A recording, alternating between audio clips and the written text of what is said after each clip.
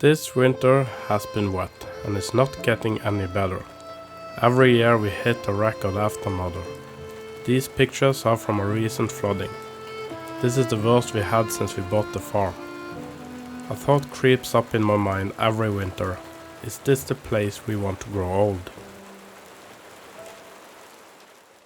Those of you that has been following our channel since it was new has probably noticed that the type of video changed sometimes during the fall.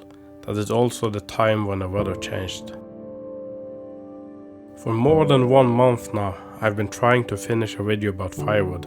That has not been possible because it's been raining every day since the first shot. The southern part of Norway is split in half by a mountain range. West of the mountains, heavy rain clouds sift in from the North Sea and dump the load one by one. In the closest city, Bergen, we had an average of 2,258 mm of rain per year. In Oslo, the Norwegian capital on the other side of the mountain range, the average is 701 mm. That means that it rains more than 3 times as much this side of Norway. When we have a look at the weather for the next week, the data is depressing. Rain every day. It's the opposite the east part of Norway, as the mountain range make the heavy clouds dump its load before it can pass. This winter has been dark and depressing. It has mostly been raining every day and it feels like being in a prison. We have been talking about it for years, but after this winter we are seriously debating selling our farm and looking for a new farm in the eastern part of the country. That decision is not easy to take, especially due to the children. Our daughter's special need also sets some limitation that needs to be considered. On the other hand, it's easier for them when they are small. So what are we looking for in a new farm? Location is important. It would need to be east of the mountains to avoid the heavy rain. We also do not want any close neighbors.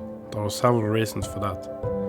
We want to have the freedom to do the farm work we want when we want without bothering the neighbors.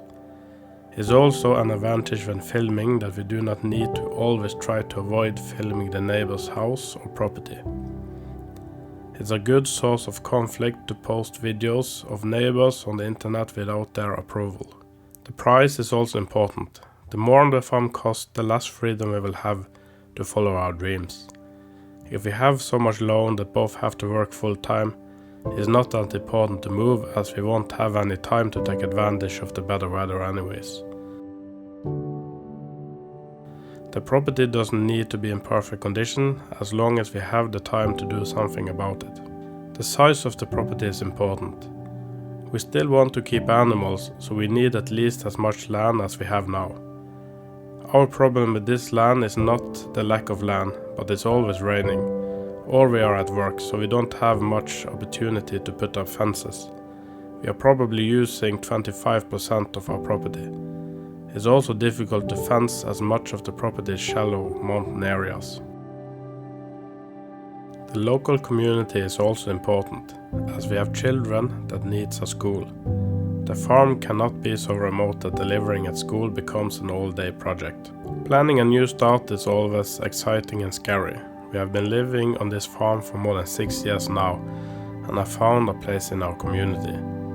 Soon the spring will come and then things becomes a bit better, as the weather often clears up a bit, but where we live, that will only be temporary. So whether this move will happen or not depends on what we can find. This is not something we will rush. If you know about a place that ticks off all the boxes, please let us know. Thank you for watching.